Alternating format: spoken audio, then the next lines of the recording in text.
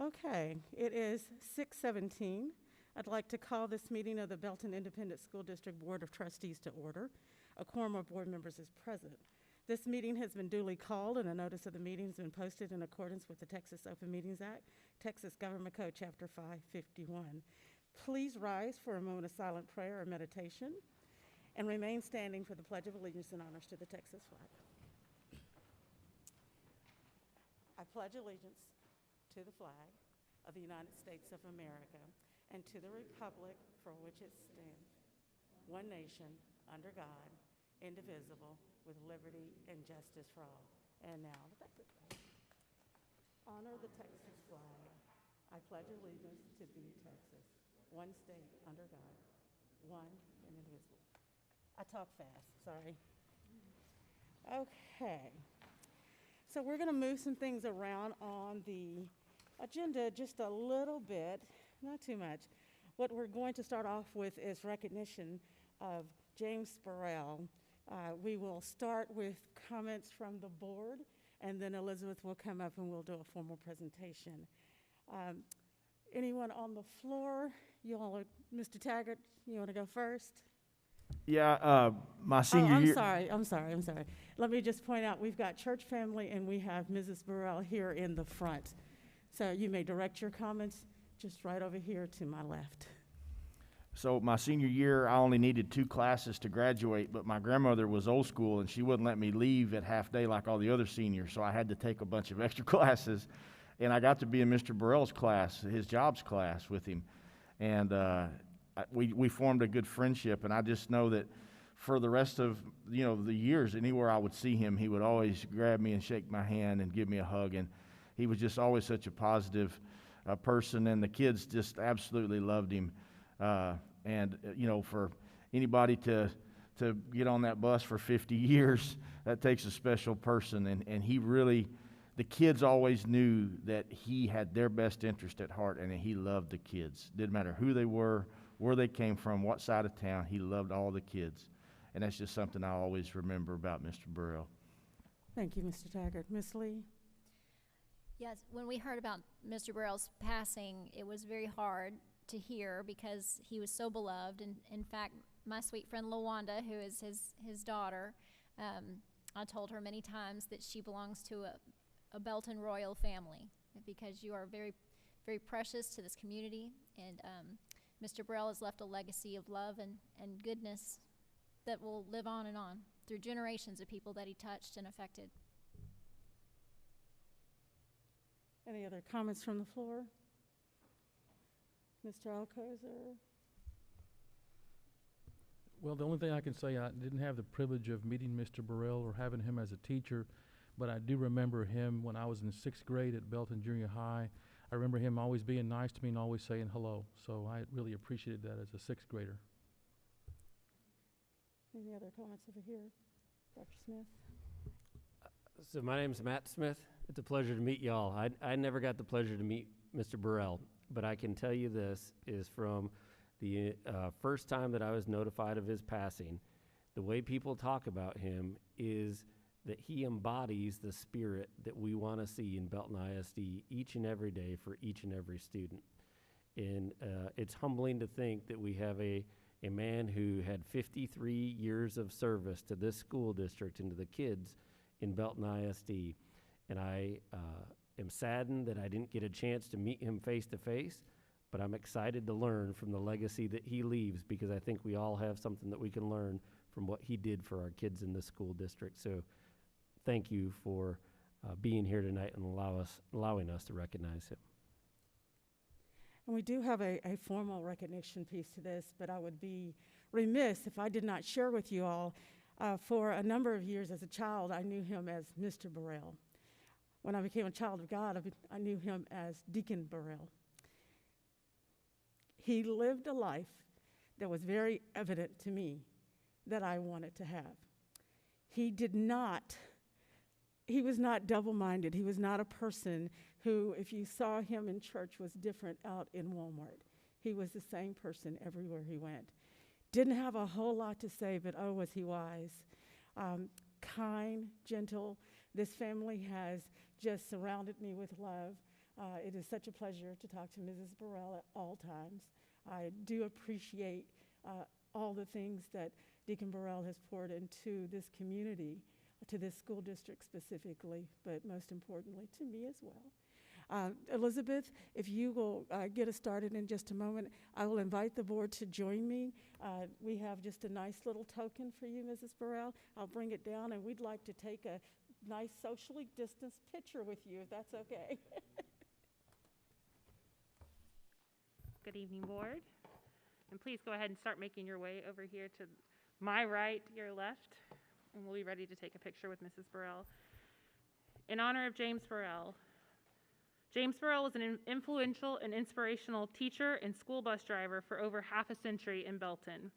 His legacy is one of love and faith-filled service, and it is carried on today by the countless lives he touched, first as a teacher at West Belton Harris High School, and then through his remarkable 53 years of service in Belton ISD. Whether you knew him through his service to students or in his service to his church or other civic organizations, James Burrell exemplified the best of what it means to be a part of our Big Red community. And for that, we honor him and his wife, and thank you all for being here tonight.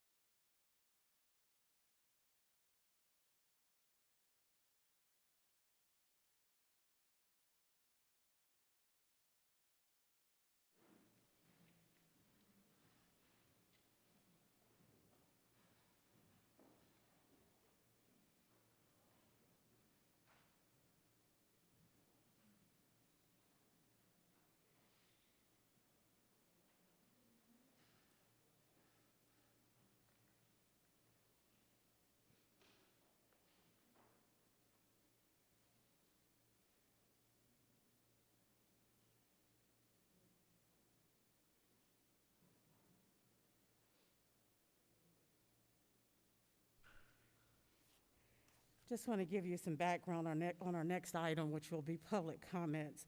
While we encourage comments from the citizens of the district or from district employees, any person wishing to address the board at this time must sign up to be heard. We absolutely welcome your comment. However, we are unable to engage or comment on anything you may say at this time. I will call on those who have signed up that I have a form for in just a moment. And as you take the podium, we'll ask that you state your name and your address, and you will be timed. Ms. Lee, if you'll do that for us here in just a moment. Looks like we have one person so far signed up for public comments. Okay, and that's going to be Dennison Kircher. If you will speak into the mic and state your name and your address for record. Good morning to the school board. My name is Dennison Kircha. I reside at 623 Sugarbrook Drive in Temple, Texas. I currently have 4 students in the Belton ISD school system, all under the age of 11. I'm here before you today to basically touch on a note that Dr. Smith talked about earlier in regards to the decision of what level we're going to open, 3 or 4, and the alternate schedule. I basically have reached out to the school board or school system and asked about what Ms. Lee asked earlier about support, and currently we don't really have much support for parents, especially I feel like I'm here to speak in regard to single parents as myself. I feel sad that I'm the only single parent here to speak today, especially being a male. I imagine the amount of single mothers out there looking for support in this situation. The thing that's most trying for me is the fact that we are not on a unified school schedule. I have 4 children. 3 will be in elementary, and 2 will be, 3 will be in elementary, and 1 will be in first year of middle school. At the age of 11, I don't feel comfortable letting her be by herself, and I do not think that she's adequately ready to attack the alternate school system of 3 days a week at home learning, especially without, if she's an 8th grader, maybe I feel more strongly that it's possible. But I'm just here basically to talk to you about the need for us to make the decision. I know that we want to give ourselves the most time we have possible to make the right decision for the school system, but I just wanted to basically have single parents' voices heard today, and I appreciate your time. Thank you.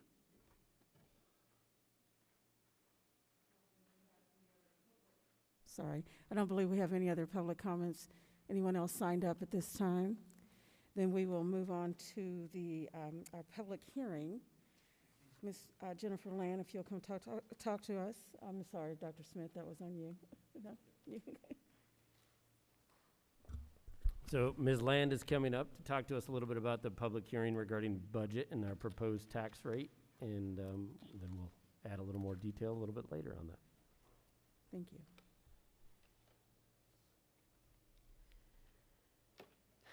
Thank you, Elizabeth. Good evening, Madam President, board members, Dr. Smith. I'm here tonight to... You have to speak a little bit. I'm sorry, I'm short, and is this better? Can you hear me now? I'm here tonight to speak to you all about the budget and the tax rate that will be presented for adoption later on. The tax rate will be postponed for approval until the September board meeting, and I'll speak to that a little bit later. I wanted to start out, next slide please. I wanted to start out by giving you an overview of the proposed general fund budget. You will see here that I have the projected 1920 expenses and revenues listed.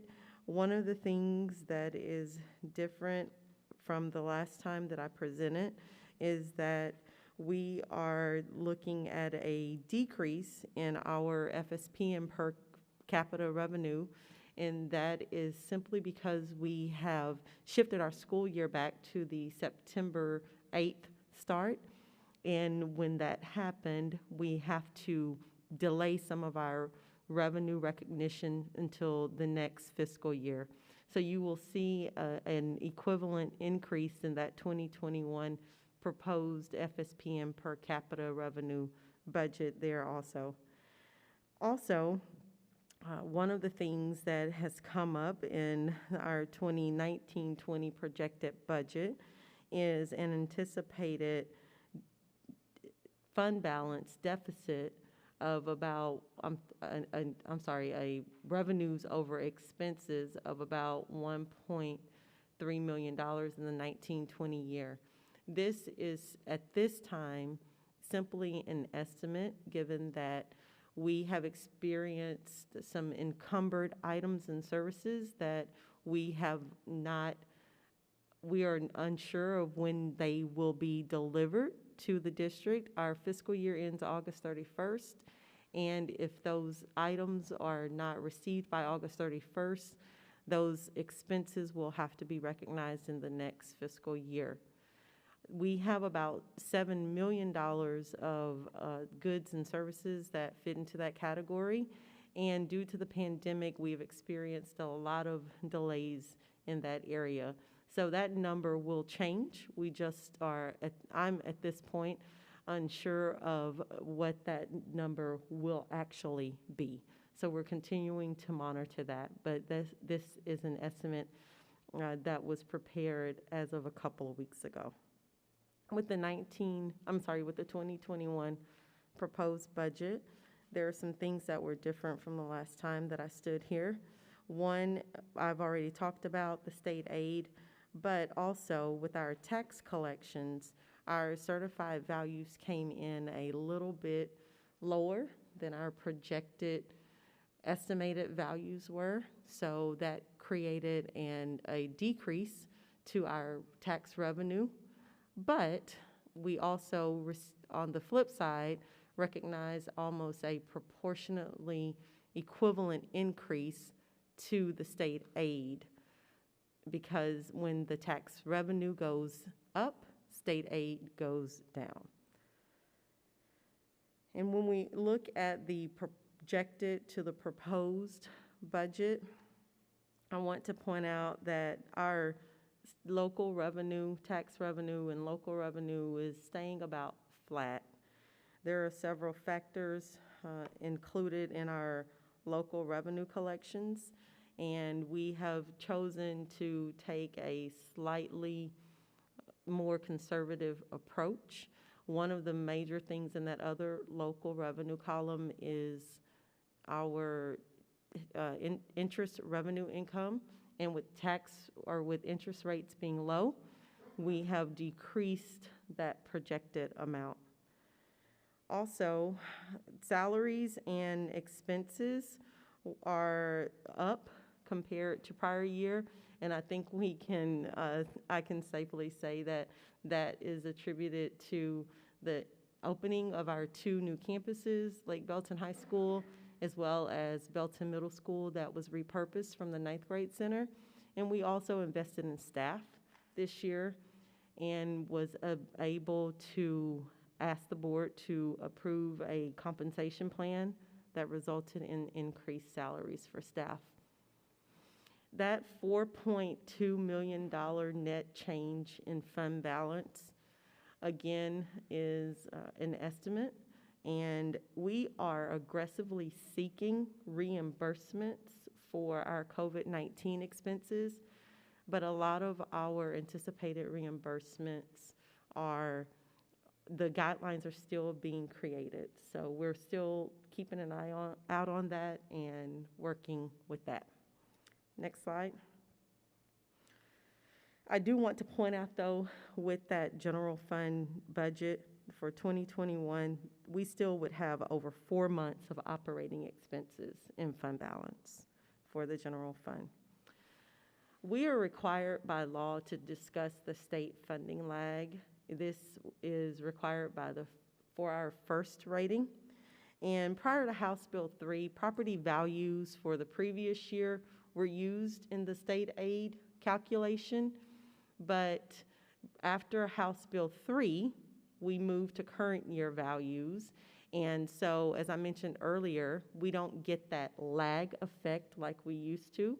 So now when local revenue increases, state aid decreases in the same year. Next slide. With school nutrition, we've revised our projections as well as the proposed budget for school nutrition. As you can see, we are presenting a much lower revenue as budget here, and that's simply because of an anticipated decrease in meals served. And then in our expenses compared to the original budget are down, but from the projected of 1920 to proposed of 2021, it's relatively flat.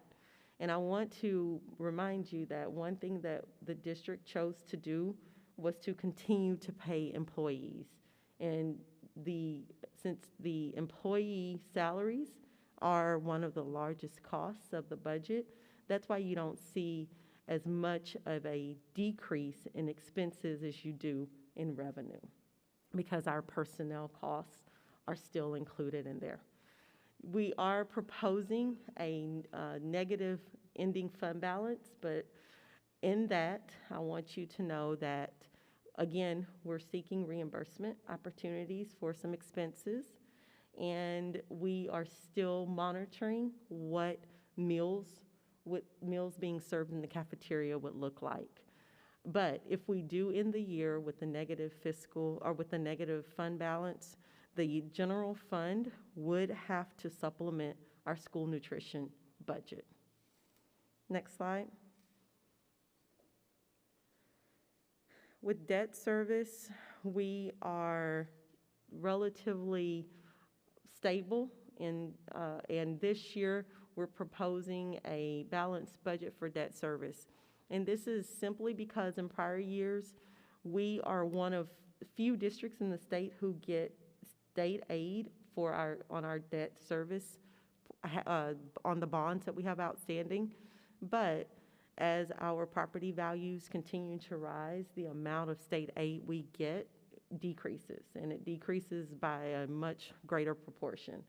So therefore, we are looking at equivalent revenues and expenses for debt service. And this is, again, holding our tax rate the same.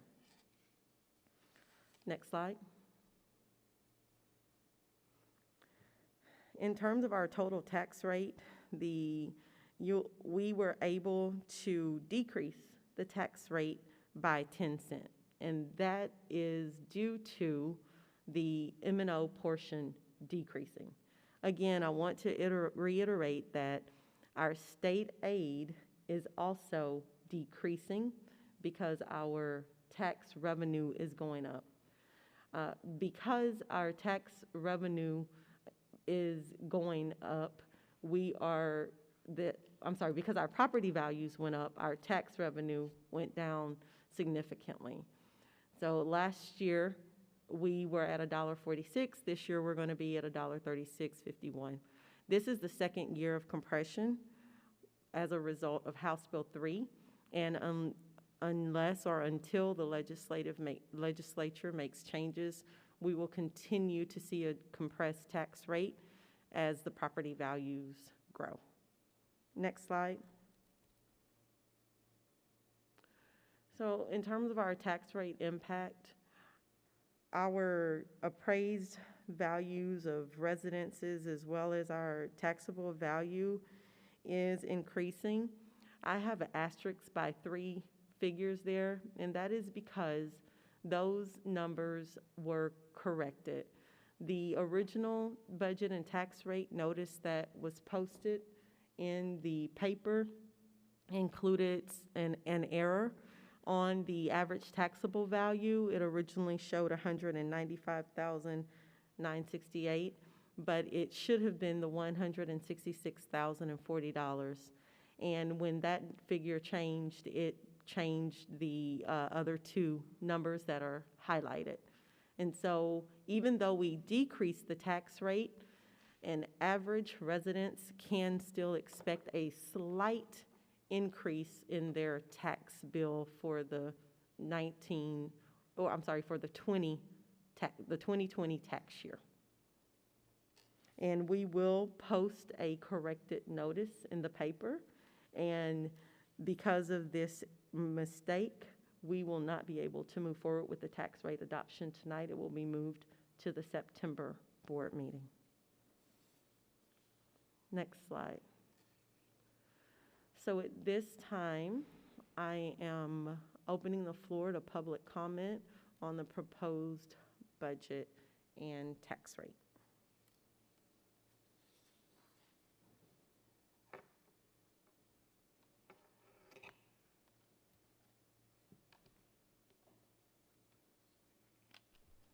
I have a question.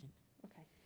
Are there any, or is there any negative impact to waiting until September? I know that we have to because of the posting, and not adopting that tax rate tonight. No, the tax rate does not have to officially be adopted until September. So the Until deadline for September. the tax rate is September. We just usually do it in conjunction with the budget, just for simplicity's sake. Thank you. Mr. Alcoser, you had a question? Jennifer, on that ending fund balance that you mentioned that we're trying to recapture some of that, On which one, I'm sorry? on the which- ending fund balance? For general fund? Yes. How much of that do you anticipate recapturing? You mentioned some of the COVID money, that kind of thing. Mhm. Well, we have about 4 different funding sources or pots of money that we can apply for reimbursement for. Each pot has their own different guidelines on allowable costs, but I don't have an exact figure in front of me. But I just know that, for instance, let me just give you an example. We have the $2 million in lease technology devices that we will present to TEA for reimbursement under the Operation Connectivity Funds. We also have some premium pay, as well as some PPE and other those type expenses, and we've been coding them to an internal, what we call COVID-19 budget code, so we can monitor those expenses. And we don't know exactly everything that will be reimbursed, but I will submit it and see where we end up. We have to strategically decide which pot of money we really want to go after in terms of each type of expense. Okay, thank you. Does the board have any other questions?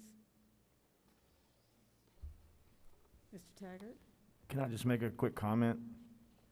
I just know that this is such a challenging time for all of our administrators, and obviously this, the money part of it is even more, and I just want to tell you how much we appreciate everything that you're doing, and we know it's hard.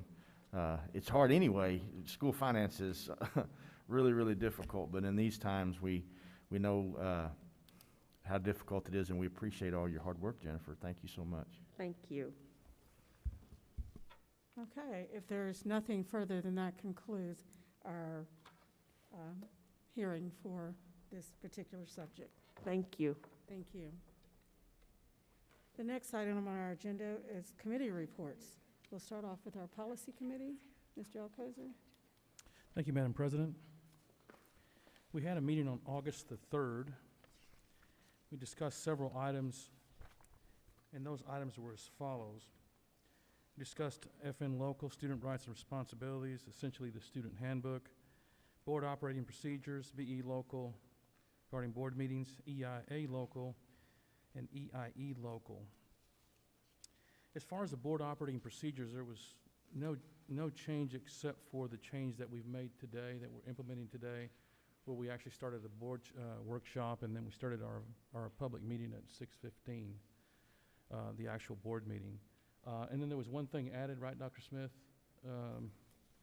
that we The just got wording. today? The wording was changed to reflect the new improved information. Yeah, board meetings, this is not something we discussed, but as far as agenda preparation, we're just going to add some language regarding 2 standing agenda items that will be at the end of each meeting. board requests for new information and reports, and then calendar of events. And nothing else changed as far as board operating procedures, other than those two items, the one I just mentioned and the thing about the time, and then our board workshop. The only thing that I would say is that we've updated the current administrative staff to be reflected in the board operating procedures, and if you recall, there was one other item. We moved the superintendent evaluation from February to January, so Right. back 1 month. Right, and that was it, is that right? Okay. Now, let me go to the student and parent handbook. Mike and I had a discussion this afternoon about some of these things, so Mike, if there's something that I say that I need to clarify, then just feel free to jump in on this. As far as the process for the development of the handbook, this has been going on for quite some time. I was not aware of that until Mike reported that to us. It dates back to January. There was a development of a handbook committee starting in January that was comprised of assistant principals, and district leaders. Then there were several committee meetings that took place between January and March. And then there were 4 new subcommittees that were created through April and May to gather more input on the following topics: student IDs, food deliveries, ISS, and student dress standards. We spent a lot of time on the student dress standards. I see Chris chuckling over there. But for some reason, most of our discussion had centered around that, and I'll tell you about that in just a second.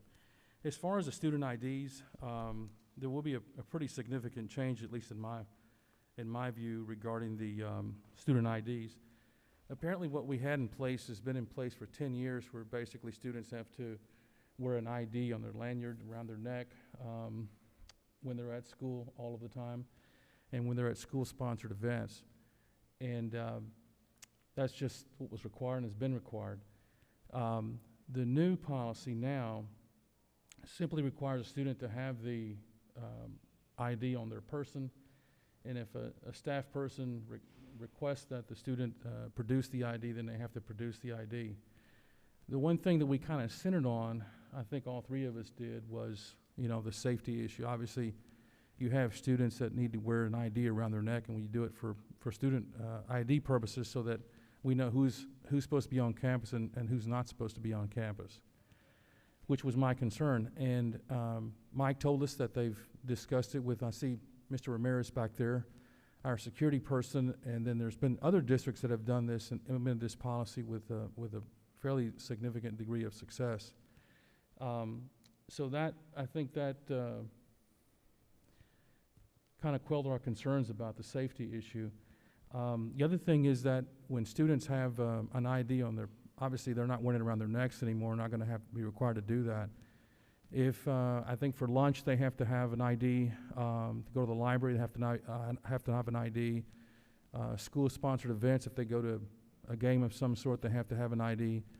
The other thing that it allows staff and administration to engage students on a more active basis. If you see a kid, you know the kid, you see him every day, and this kid is one of those that doesn't have his or her ID around their necks, then administrators and staff spend a lot more time talking to these kids, say, hey, put your ID on, as opposed to now they can talk to the kids, say, hey, how's it going? What are you up to these days? How are things going with you in school?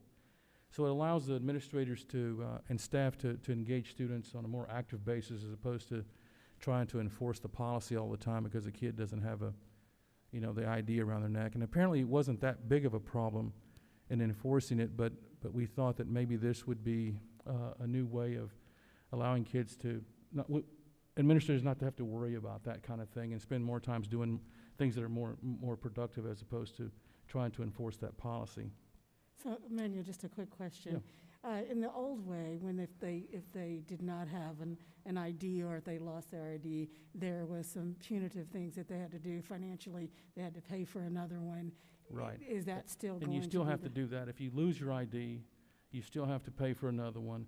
And of course, there's still a sanction. If the administrator asks you or staff asks you for an ID, student can't produce it, then there's a sanction for that also. So there's still a sanction for it. You still have to do it. And of course, after a while, when administrators and students are coming in, you get to know the kids. I mean, that's what Mike said that, he pretty much knew all the faces. And after a while, I think that's the case for teachers as well. So, I think kids will like this new policy. And I felt a level of comfort knowing that Pete was okay with it. Because obviously our first concern was safety and how that would impact safety. So, as long as the powers that be have approved it and it's been implemented in other districts with a degree of success, I thought we were okay with it. Anyone have any comments about that? Just thinking out loud, so the student doesn't have to wear that ID anymore. So potentially a student from another district could be on our campus and we may not know it, but for the lack of a visible ID. Did y'all talk about that kind of scenario? We did, and that's something, I don't remember who asked the question, I don't know if it was Rosie or Chris or myself. We did ask that question. And of course, that's always a potential problem. But at the same time, though, you could always have a kid that put someone else's ID on. True. And just created something and just walked through. I mean, you can have that scenario take place. But they still have to have their ID to do things during the course of the day. For example, you have to, to eat lunch, you have to have your ID. To go to the library and do things, you have to have your ID. So your ID is required not just to be for the purposes of an administrator asking you for it and you being able to produce it, but it's also required during the course of the day. You're going to need it. And if you don't have it, you're not going to be able to do certain things. So it has a barcode on the back and they're able to scan it and make sure that that's you. Right. That was a concern for us too. So, and of course, if this doesn't work, I mean, we can always change things. I mean, the one thing about the things that we're talking about today, as Mike said, that's just something that you can revisit it and make the change if something happens where we thought, well, wait a minute, we need to go back to the way we were doing things. Okay. Matt, do you have any comments about that question? Yeah, there are a couple of things real quickly. The visible wearing of IDs in the trade-off for the visible wearing of IDs is, I think, the balance that administrators are looking for in all of this, is they felt like the challenge is always to develop positive relationships with students. And if you're having to hound students about wearing an ID, is that really benefiting you more than if you don't have them wear that and you're able to pick those out? So that was the balance that we were talking about in there. Our school administrators and Cynthia Bodie and Mike Morgan created this recommendation, and as Manuel said, if we don't feel comfortable with it after enforcing it for the first few weeks, this is something that we can backtrack, and we're very comfortable with doing that. Any other questions about that? Chris, you or Rosie have any comments about that particular item? I mean, to your question too, I think we did talk about how the doors are locked and what that locking procedure looks like for people to gain access if you weren't supposed to be there. We also did talk a lot about, fostering almost like a see something, say something mentality, right? Like, we've got to impress the student body anyway, that if something's not right, we got to take care of our house, right? And make sure we identify that and work on that. So, yeah, those are just other things that we talked about when your particular question came up. Just think after the discussion, thinking about the opportunity for the change in mindset to reach out, to have that opportunity to reach out to every student and maybe catch that invisible student that wasn't being caught because we were so busy chasing the IDs down. I think it just really opens the door actually to make the schools more safe. Okay, so I've got to interject a Dylan story. This would not be a meeting if I didn't interject Dylan. So, Dylan just graduated June 18th, yay. However, one of the things he spent his high school career telling me was that he got away with it that day. They didn't see that he didn't have his ID on him. And I have paid for extra IDs out the wazoo, so I am so happy to hear this. He's going to be very upset when I tell him later on that it's not going to be a thing for this coming school year. Anyway, my Dylan story. Y'all hear about it for years to come. Right. Go ahead. Okay. The next item was food deliveries to campus. The concern with respect to that was that if you've got, how in this day and age, and of course my kids do it, they can order food online and you have it delivered. Well, kids can do that at school and have it delivered. Parents can do it for kids and have it delivered, lunch or whatever. So from henceforward, none of that's going to be allowed, okay? And obviously, the issue is, how do you control that? Well, you control that by just stopping that process. Now, that doesn't mean that a parent or guardian cannot bring a meal to a student at school. They can still do that. But for purposes of third parties bringing food into any of our districts, unless it's approved by the administrator of that campus, it's going to be prohibited, period. And what are we trying to do? We're trying to control the people that are coming onto our campus.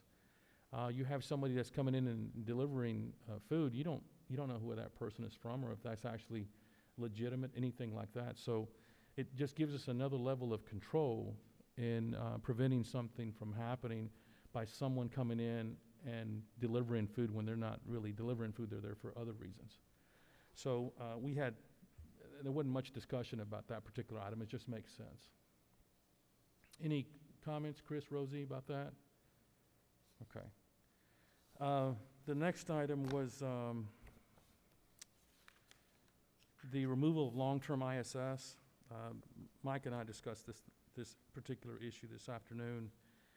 Under the current policy, you can have up to 20 days in ISS. Mike said that that's something that just hasn't been used. I mean, obviously, if you're in ISS for 20 days, you did something pretty bad. So if a kid has to go to ISS for 20 days, then they probably should be in DAP or something along those lines.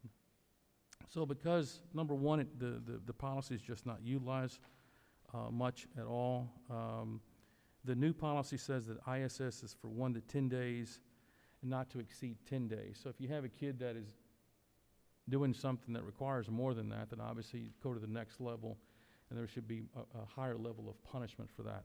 Could you So- just state for those who may not know what ISS means? In school suspension? Yes, if you just state that, please, thank you. And again, Mike had indicated that over the years, it just hadn't been used much at all. So the policy was sitting there, and it just wasn't being utilized, so it was time for a change. And I don't think we had a whole lot of discussion about that. That made sense as well. The next item was the student dress standards, which is what we had spent a large portion of our meeting discussing. Got a bit philosophical about things. We started talking, well, Chris said one time, and Chris, correct me if I'm wrong, I think you said, dress for the job that you want, not the one that you have. And then I think Rosie mentioned, what are we teaching kids? And I think it came up, and I'll preface it with this. There was an indication that we were going to eliminate keeping kids from coming in sleepwear, such as pajamas and or slippers. So when I talked to Mike this afternoon, he said, "Well, that's back in. You can't come to school in pajamas and or slippers." So we had a lot of discussion about that, which it's hard to try and tell kids what to wear and not to wear because things have changed so much. But just so Rosie, you and Chris know, you can't wear pajamas and or slippers to school. Okay, so that's Not even on pajama day? right. Come Well, on now. no. There are special occasions, right, Oh, Mike, okay. where something can be done. Anyway, that turned into a fairly large discussion. But I think at the end of the day, what we're trying to do as a board is trying to make sure that kids are dressing properly. I mean, you not only learn how to conduct yourself in the classroom, but you need to have some level of dignity as far as wearing certain things or not wearing certain things. So I think as a board, and Matt and I discussed this, that it was a good discussion because obviously we're concerned about how our kids look at school. That may be old school to some folks, but I think from as far as our committee members, I think we all agreed on that, and I would assume that everyone else would be on the same page when it impacts that kind of thing. Chris, you have any questions or comments about that? Rosie? No? Anyone else? Must have been a Manuel, I lively think they want to discussion. stay right out of that discussion right now. Yeah. Well, I appreciate all the discussion and time that you all spent on that conversation, because certainly that's one more way to limit distractions in the classroom, for sure. Right. And there were some other things that, as far as the dress code is concerned, I don't think we spend a whole lot of time on. I mean, the thing's pretty self-explanatory. There was some other things that we didn't, that really didn't. It was just, it goes for the mention, student code of conduct. No recommended changes from TASB to the student code of conduct since it's not a legislative year. There may have been some procedural changes, but nothing of any substance. And then as far as the student parent handbook, with our student code of conduct, we simply follow the TASB guidelines when it comes to that. And then certainly not, last but not least, Dr. Lovesmith came and spoke to us about EIA local and EIE local. There were no changes to EIA local, but in terms of the EIE change, this is the first reading. And Rosie and Chris had mentioned something about this, and then Matt had some comments about it there at the end, which this is what I understood about those comments.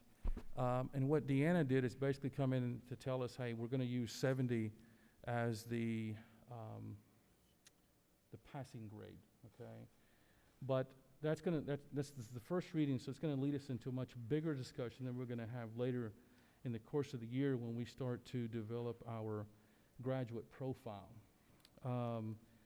So I don't know that we need to say anything else about that. Deanna, you want to make any comments about what we discussed in terms of the mastery and how we determine that? We added for the standards-based grading. Right, and that was basically it, right? Okay, For all right. standards-based grading for K-1. And then you mentioned something that doesn't apply to kindergarten. What did we say, kindergarten or pre-K? In terms of retention? We added that pre-K does not retain students. Right. And so we were clear on that. And then just added for kindergarten and first grade the language to implement the standards-based grading instead of the 70 numerical. Right, and it was just a clarification of some jargon that was in there that it made it. Correct. When I And read it now, it makes it much more clear. Yes, we clarified language for parents. And we recognized we had never acknowledged pre-K had no retention, but they have no retention. So we clearly stated that in the policy. Matt, do you want to make any comments about, I mean, I know you alluded to the graduate profile. No, I appreciate you bringing it up. I'm looking forward to having some good, deep discussions with the Board of Trustees in future dates about how we really talk about mastery and what grades mean and what GPA impact has on our system. I know Chris has brought it up a few times that we want to dive into that policy again, and I think you all know me well enough by now that I'm excited for that conversation. Looking forward to it. Chris, you or Rosie want to add anything to that about the graduate profile? Of course, again, we're going to have discussions later. This is just our first reading of this. Okay. That's all. Okay, thank you, Ms. Yalka. Is there any other comments from the board? If not, we'll move on over to our Facilities Committee report. This month, we decided to not have our Facilities Committee meeting. Obviously, I think taken away from time that for planning was one of the considerations, but also with the flux that we're in from a financial standpoint, not knowing what we will get back from some of those different government programs. We're spending money on things right now that we weren't planning on that should have been going towards facilities. We just felt it was a good time to take a month off and let the administrators concentrate on the rollback and getting everybody back one way or the other. So that's really, I mean, I got to go to the volleyball game, the inaugural volleyball game at Lake Belton High School, and it was wonderful. Jared, y'all knocked it out of the park. It's a great facility. That was awesome. So that's really it.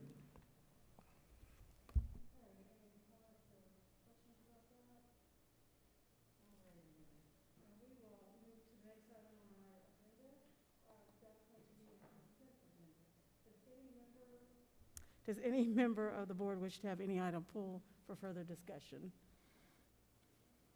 Hearing no takers, can I hear a verbal motion to approve as presented? That's Mr. Norwood. Is there a verbal second? Mr. Taggart, all in favor, please raise your hand. I believe that's all of us. I can't really see them short. That gets approved unanimously. Moving on to the next item on the agenda. We'll get into finance. We'll consider, discuss, and take appropriate action regarding adoption of the budget for the 2021 school year.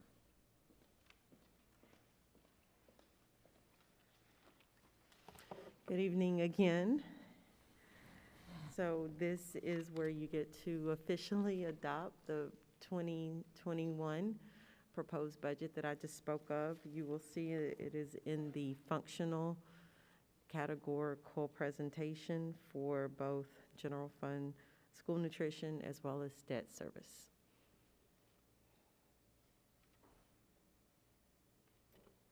I'm sorry, I don't have anything else. Well, that being the case, then, is there a motion to approve as presented? Mr. Eckhouse, is there a second? Dr. Montgomery, all in favor, please raise your hand. Thank you. Okay, so the next item is, consider discuss and take appropriate action regarding an ordinance adopting a tax rate. I believe we've had some discussions about that already. So just to reiterate for the board, and Ms. Land, please correct me if I'm wrong. So there will not be a vote asked for tonight for the tax rate. We will be reprinting and making sure that the mistake is corrected that was printed in the newspaper. After that reprinting, we will come back to you and ask for you to adopt the tax rate in the month of September. And there are no negative implications on our school district because of adopting that tax rate at that time. Thank you, Dr. Smith. So we will move on to item C without any action on B at this time.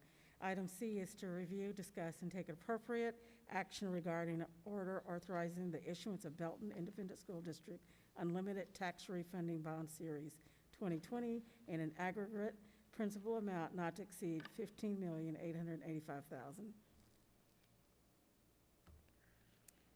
Yes, I stand before you tonight to present an opportunity for savings. That is always exciting.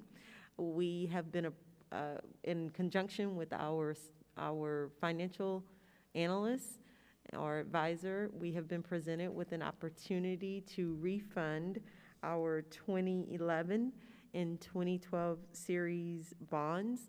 They were originally at interest rates ranging from 3 to 4%, but we are looking at potential refunding of 1% for those interest rates. We are honored to be in this position because this will be our first refunding since the tax law changes back in 2017. And some of you were on the board at that time, and we had a refunding in December of 2017 that we were able to take advantage of. So with the tax law change, we can only refund at this time when bonds are callable. And we have these two series that are callable in February, but we can prepare the refunding 90 days prior to the bonds being callable. What we're looking at right now is a potential savings based on current conditions, because we know things could change any day, but we're looking at a potential savings of about $1.7 million. And that is exciting news. I do have with me here Glenn Opal. He is our bond counsel, and I would love for him to come and introduce himself, because I don't think some of you have had an opportunity to meet him, and he can give a brief overview of the refunding as well, and the associated order. Thank you. Welcome.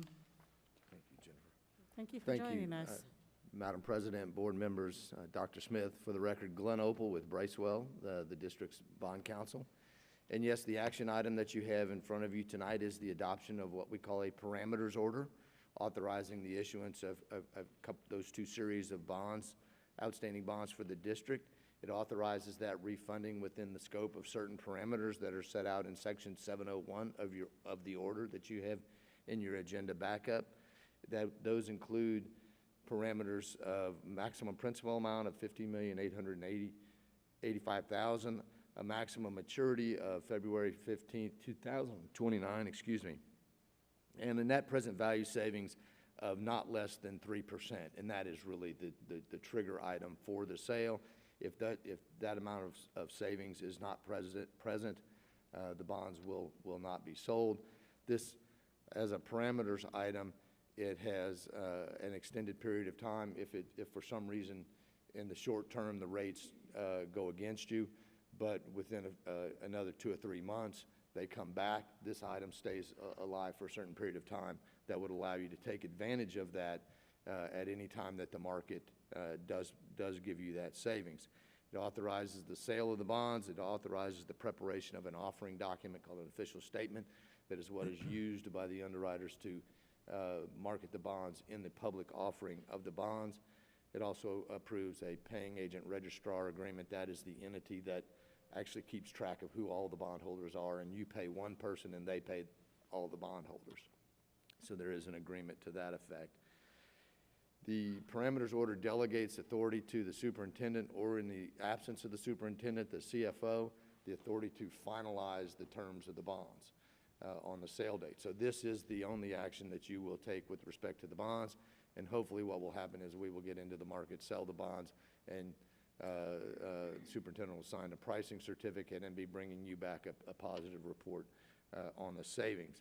This is essentially the same process in the way of a parameters order and a delegation that we've used for the last 2 or 3, 4 refundings that the district has engaged in. And I'm happy to answer any questions about the order or the process that you might have. Does the board have any questions at this time? No, just don't have any. Thank you. Appreciate you bringing that forward to us. Just briefly, can you go to the next slide? Just wanted to give you an overview of the time frame. Glenn already spoke to it, but if you approve this, the order and parameters tonight, we will begin work within the next couple of weeks in terms of getting the PSF guarantee, applying for that, and we will be required to go out and get a new rating from our rating agencies, and so we'll be preparing for that in October. And September, and then receive the ratings in October. And we hope to price at the end of October and then have a closing in November prior to the Thanksgiving break. And you will update us on what those potential savings are at that time? Is that correct? Yes, once we price, we will come back and give you that information. Thank you. Board, do you have any other questions or comments? Mr. Chris, I see your finger on the button. Well, if there's no further discussion, is there a motion to approve as presented? Motion to approve as presented. Thank you. Is there a verbal second? Yes. Okay, that's Ms. Janet Lee. All in favor, please raise your hand. I believe that is all of us. Thank you. Thank you. Madam President, if I could just thank Jennifer and Glenn for their work, and also our financial advisors. I don't know what everybody, if the public realizes, but what they're doing right now is saving money for the school district by examining these options, and we appreciate their support in doing that for our kids. Absolutely. Thank you so much.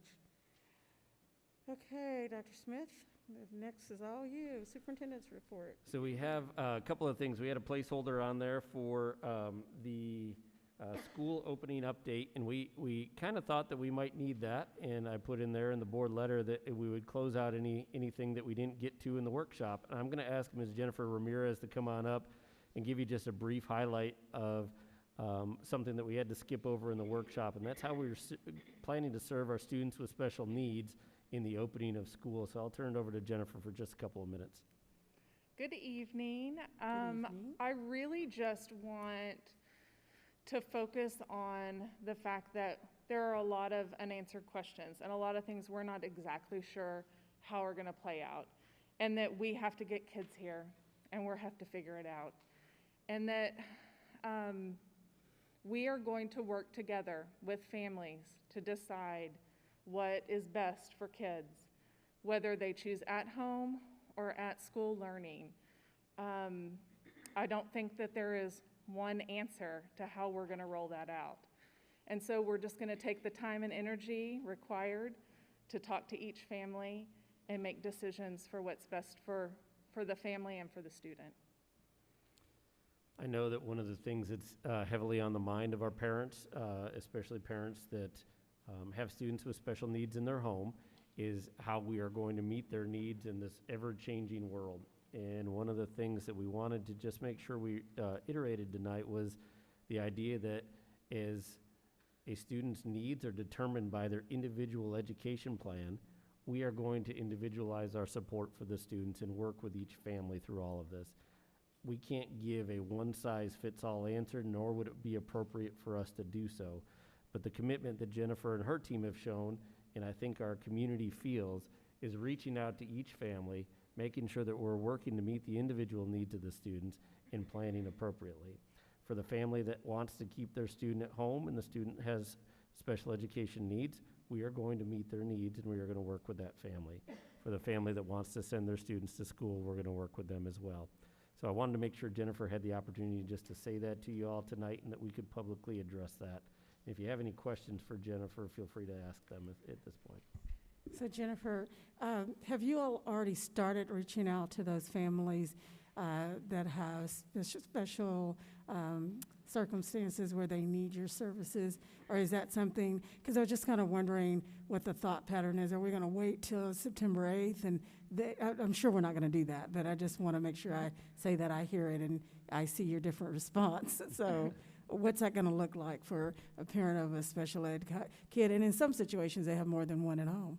Yes, that's a great question. So we have not started reaching out to families yet. You know, the teachers have been here getting their professional development, getting organized, and we have started to run those lists of which families have requested at home or at school learning. And so as we get those more organized, then we can start talking to teachers and bless them. They are just sitting waiting for us to tell them what to do. But again, in many ways, there's so many unanswered questions right now. And so as we get that more organized, then we'll be able to talk to them specifically about, all right, are you able to do both at home? You know, we talked about how some teachers are doing at home and at school learning.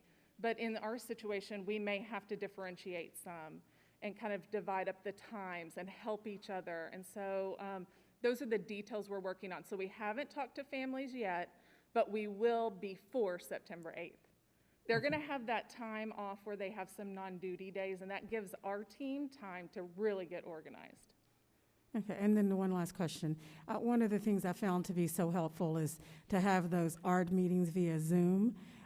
So I'm just kind of wondering if we would hang on to that functionality, because that's so helpful, I'm sure, for parents that can't really get their kiddos together and need to get up to a school to meet somebody, person face-to-face. So will we maintain that? We are going to maintain that. We were surprised ourselves how efficient they were and how everybody showed up on time when you have Zoom. And so it worked nicely for us. And so we do want to continue that practice.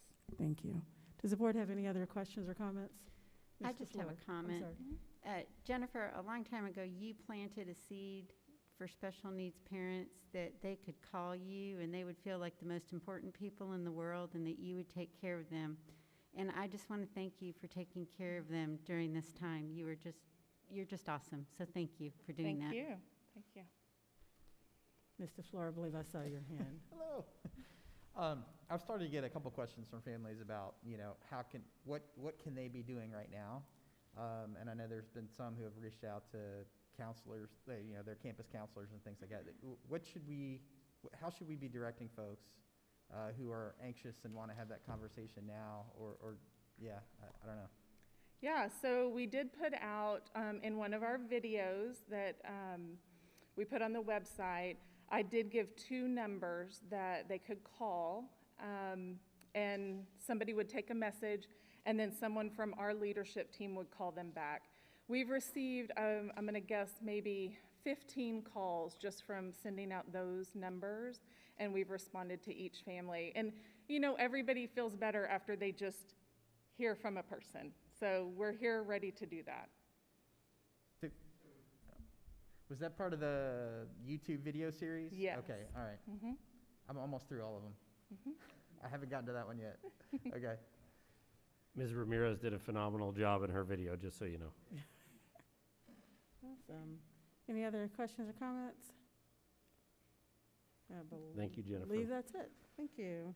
And so the other portion of the school opening update that I wanted to address is last board meeting, we were asked very specifically, is there anything else that we need to provide our teachers during this time of they're getting this training, they're getting this work time, and then we're going to have a couple of weeks where they're doing non-duty things, and were there anything that we would want to do during that time? And we thought about that, and there are a couple things that I want to share with y'all. We decided not to add anything on during this time, and here's why. We know that they are challenged to figure this out and live in a new environment for student learning, and we didn't want to add on top. What we are doing is we're actually going to be surveying, the Teaching and Learning Department is surveying the teachers that have just completed their professional learning over the last 2 weeks. We're going to ask them specifically, how can we best support you, and what additional learning might you need in this time? And then we want to develop plans to address it based on their need. The other thing that we're examining is how to amplify and empower teacher leaders that are excelling and thriving in this new environment.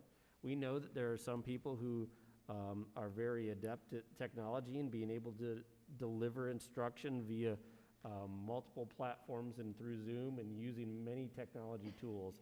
So what we're going to do is, based on that information that we get back from our teachers, we're also going to figure out how to share.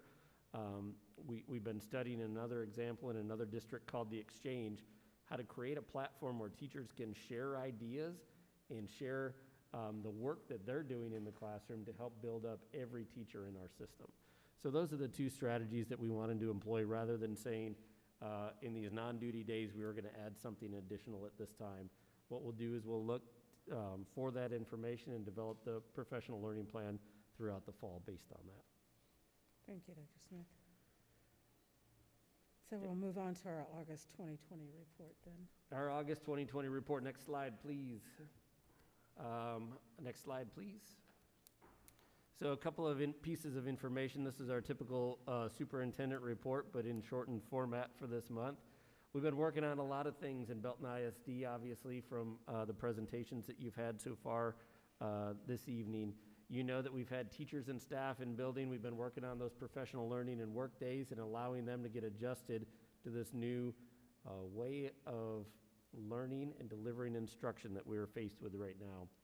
We also have those student events that are happening. You all know that 4A activities are happening at schools across the state of Texas. 6A have not been happening yet, but we're excited to see our kids actually in action, and we're excited and thankful for the family support that we see in the stands, because without all of the adults working to make those things happen and adhering to those safety guidelines, we wouldn't have been able to pull those things off. It looks like we're not talking about anything. There we go. My screen went black for a second. We've been working on PPE distribution. As you know, we've received quite a bit of PPE from the state of Texas, and we're working on getting that out to campuses. For those of you that have been wondering what some of our staff members are doing during this time, if they're, for example, not driving a bus, they're the ones who are actually helping us get some of that PPE out to campuses right now. So our bus drivers are helping serve in some of those capacities. Dr. Smith, can you speak to what type of training the staff is getting for PPE? Yeah, I might ask Mike to come up and talk a little bit about the training. Here's what I would say on that one is that when we have PPE like masks, we're making sure that we get guidance out to everybody about how to wear masks and those appropriate communication tools. When it comes to hand sanitizer, you know, we've had thousands, I don't know if it's hundreds of thousands, but thousands of gallons of hand sanitizer at this point that are distributed. We also have additional items that are important, like face shields and stuff that we might need to employ. And we'd be working with our campus leaders to work with the teachers that might need to employ those at the specific times. So it's really targeted based on the need. Mike, is there anything you'd like to add? I think there's one more thing that they would be interested to know. As part of our Safe Schools training that all of our employees have to go through, there is also about a 45 or 50 slide COVID-19 response training, and it had all in there about proper use of PPEs, best practices for disinfecting, cleaning classrooms, those types of things as well. So we've listened as we met with our administrators back towards the end of July. We listened to our principals on things and additional items they thought their campuses may need in addition to masks, gloves, those types of things. And then our health services staff, Charlotte Smith and her team, along with our human resources, Frank Hernandez and his group, created an additional training that was very much COVID-specific and PPE-specific. So And is we that were happy training with that. for, I'm sorry, go ahead. And all of our employees, the deadline on that training was last Friday, so all of our staff have been trained to be in compliance, have been trained in that process, and then they have a couple of additional weeks to get all the rest of their Safe Schools training done. Thank you. I got ahead of myself. That's exactly what I was going to ask. The last thing, you've heard a lot about response planning tonight and final details on that. Just so, there was a question earlier about what our response rates had been so far. We have 12,098 students currently registered in our school district. Only 1,019 have not responded at this time. That's 8.5%. But 7,494 people have responded that they would like in-person learning or face-to-face learning. That's 61.9%. And 3,585 have chosen the virtual environment or at-home learning, and that's 29.6%. So it's a little higher in the face-to-face learning than it was about a month ago when we initially got that data back, but we are still waiting on about 1,000 responses at this point. We do anticipate having about 300 or so more students register over the next few weeks for our school district. So we will also see what happens with those responses along the way. I'm sure that we're advertising and putting that information out, saying that we've not heard from you, those kinds of things, to try to get that last 1,000 or so. Yeah, our registrars at our schools have been busy. They've been outstanding point people for making calls, trying to get in touch with families, and we're putting the personal touch on a lot of that right now. Thank you. Did you have something, Chris? No, I can say that those phone calls are being made because I was one of the recipients of the phone call. So, yeah, I do know they're going out. Awesome. We have made a choice. So, yeah. Awesome. The superintendent items over on the side, a couple of things. As you all know, district business keeps on going, and we're continuing to build relationships with our partners throughout the community, from the Temple Business League to city managers to the police chiefs. We've held meetings with all of them over the past couple of months here, and we're working to develop those relationships so we can have a positive impact on our students throughout the community. And lastly, as you all know, on a regular basis, every Wednesday I go into meetings with Region 12 and with Bell County superintendents talking about plans and what we're working through, and we continue to do that along the way. Next slide.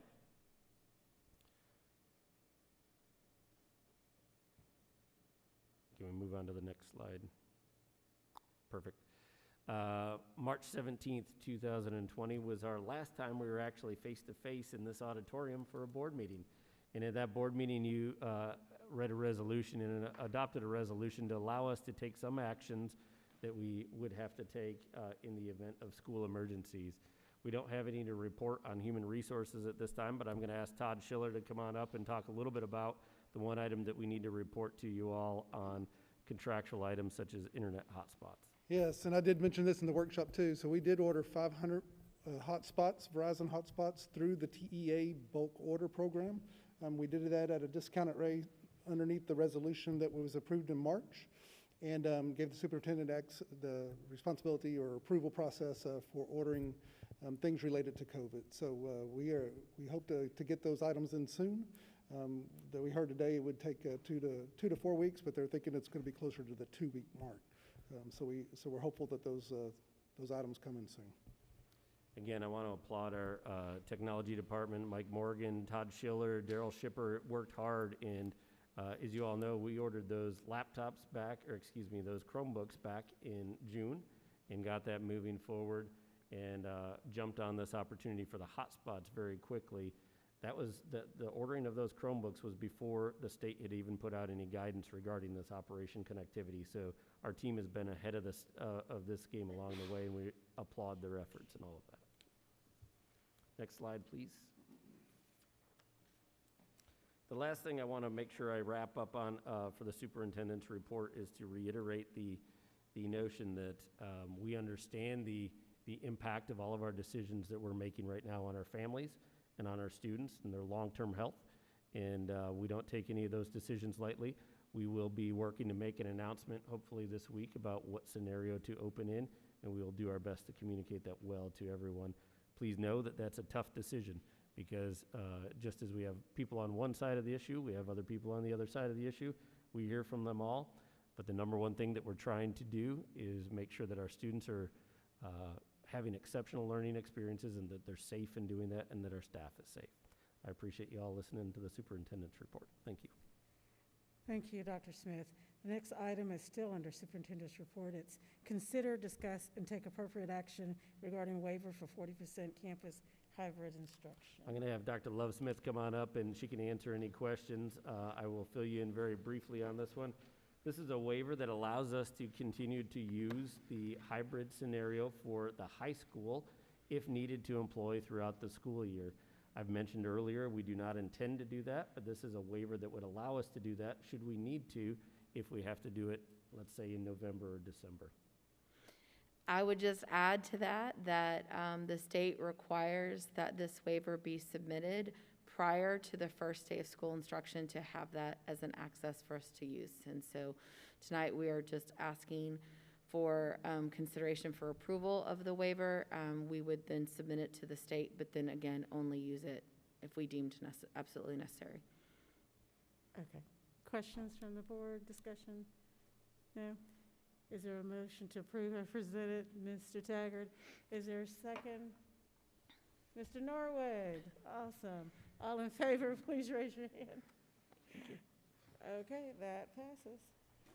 We'll move on to the next item on our agenda. I'm sorry. That's going to be consider, take action, appropriate action regarding the adoption of key progress measures for the 2021 district goals. Dr. Golden's going to come walk us through a very brief presentation tonight on the goals and the key progress measures. Just to recap, while she's taking the podium there, we started this discussion back on April the 20th, talking about adopting district goals. We went through a workshop with a TASB consultant, and we talked about developing the goals. We had another workshop in early June, and y'all adopted new district goals at the June board meeting. At that time, we told you we were going to come back with some key progress measures, and these should be indicators of us being able to show you that the work is going to move forward and how eventually you will evaluate the superintendent on our progress toward those goals. And Dr. Golden, I'll let you take it from there. Absolutely, and we'll go to the next slide. And first, I just want to tell you how excited I am to be able to talk with you about something other than response planning for a couple of minutes. And I want to thank the couple of people behind me represent so many people who have been putting in the work for response planning, and I'm super proud of their efforts. But simultaneously, they've also been working with us to really study the goals that you've adopted. And so our purpose tonight is to engage in a discussion and hopefully take action on key progress measures that are aligned to our district goals. And so in our next slide, just a reminder of those goals. We adopted 5 goals in our district, and from the time that you adopted it in June, I think it was June 15th, as Dr. Smith said, we started the journey of unpacking these goals and really starting to understand them. And so I wanted to share with you just a little bit about the process we used. We first started in the superintendent's cabinet and started pulling apart these statements and talking about what do we think they really mean? What are some key questions we hold around these statements? What's the potential picture of success if we were to achieve these goals? And really starting to pick them apart. And so from cabinet, we then started broadening our approach and involved other district leaders, other directors and executive directors in the district, going through a similar process of seeking to really understand what we believe about these goals and what they mean. We then had the opportunity to pull in some of our principals and then get feedback from all of our principals at our leadership retreat recently, where we pulled these apart again and talked about what they really mean to us and what we believe some potential key measures would be for these goals. And so I'll go to the next slide. What we're going to present this evening are just the collective input of all of these groups on what are the one, and in one case, 2 key measures for our different goals. And I'm going to start with future focus, which is our goal to engage the community in setting direction for the future of Belton ISD. And so the key measure we landed on for this one is that a new vision, mission, and journey of a graduate, and I'll explain that in just a second, would be created with community voice by June of 2021. And right now, we're calling it Journey of a Graduate, and I'm not sure what it will ultimately be called, but what we talked a lot about is wanting to ensure that in this key progress measure in particular, that it wasn't something that was just for high schools, something that just painted the picture of what we wanted our students to embody as they walked across the stage, but we wanted to make sure that this represented what we wanted from our pre-K students, that it was a journey all the way to that portrait of a graduate, so that elementary, middle school, as well as high school were deeply invested in that journey for a graduate. And so we'll begin the work around this goal, but our key measure here is to have a new vision, mission, and journey of graduate by June of 2021. In our next goal, this is our exceptional learning goal. This is to ensure exceptional learning experiences for each and every student. And so there are two key progress measures that we identified for this particular goal. The first one is that we want our students to report that their learning experience were personalized and met their needs. And we recognize right now we don't currently have a survey of our students that would start to collect some of these perceptions. And we want to be able to look at things like surveys or focus groups, but all kinds of different ways in which we can hear the voices of our students and be able to report back how are they describing the nature of those learning experiences. Were they personalized? Did they meet their needs? And we'll establish baseline data this school year. Second key progress measure is to develop tools such as rubrics, things to support the design of personalized, engaging, student-centered work for each and every student. So we understand that we're going to have a design focus to what the work we put in front of students. How do we personalize that for each and every? We don't want to lose sight of each and every within this particular goal. And so we know we're going to need some tools along the way to support our teachers and our staff in designing work, as well as supporting students when they're engaging in that work. One thing I'll note here is we will be coming back to you with a couple of additional key progress measures in this area. As you recall, House Bill 3 was passed, and there are some requirements around early literacy, early numeracy, and college career military readiness measures. So we will come back to you and add to this particular one. Through the COVID experience, the state has extended the deadline on that, and so we will come back this fall with those additional measures. The next goal is around world-class team. We want to attract, retain, and support a world-class team of employees. And so the measure that our team landed on is a refined professional learning system will be designed, communicated, and implemented for all employee groups beginning June of 2021. What I want to point out here is we spent a lot of time debating, well, we want to attract, retain, and support. So don't we want to look at measures about how we're recruiting staff, numbers, things like that, and absolutely there will be internal measures we will look at. But what we landed on is what will attract employees to our district is quality professional learning that we have available to them. If we're meeting their needs as adults in our district, then they'll want to stay and they're going to feel supported. And so this is a key lever that we want to focus on for this year. In the next goal, it's our student and staff engagement. We want to develop a district-wide culture of values, support, and growth amongst students and staff. So we want a variety of feedback loops that are just habits of how we act in our district around gathering feedback for not only students but also staff. Do our students feel valued? Do our staff feel valued, included, and have those opportunities to grow and find meaning in their work? So we will be establishing those ways in which we'll collect that data and want to establish the baseline data for that this year, and then we'll continue to implement those feedback loops and be able to show you growth over time in this particular area. And then the final goal is maximizing resources. So we want to, I just realized I wrote the same goal twice. This is our goal around maximizing resources to support not just our immediate needs in the district, but also future needs of our district. And we landed on a comprehensive needs assessment of resources will be completed and a long-range strategic plan developed by June of 2021.